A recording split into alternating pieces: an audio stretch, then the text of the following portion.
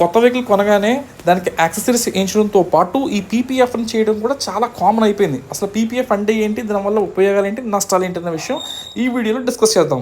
PPF అంటే ఏంటి? Paint protected film అని అర్థం. అదేం చూడడం ఉపయోగాలు ఏంటంటే మన వెహికల్ మీద ఏమైనా స్క్రాచెస్ పడినప్పుడు అది ఆటోమేటిక్గా హీల్ అయిపోతుంది. లేదా కొంచెం పెద్ద స్క్రాచెస్ ఏమైనా పడింది అనుకోండి, దాన్ని కొంచెం హీట్ చేస్తే ఆటోమేటిక్గా అది కూడా పోతుంది.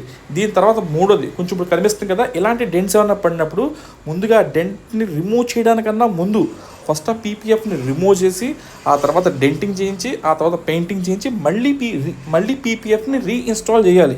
ఇదంతా చేసేసరికి ఏమవుతుందంటే ఒక 100 రూపీస్ అయ్యి ఎక్స్పెన్సివ్ కాస్త 200 రూపీస్ అవుతుంది.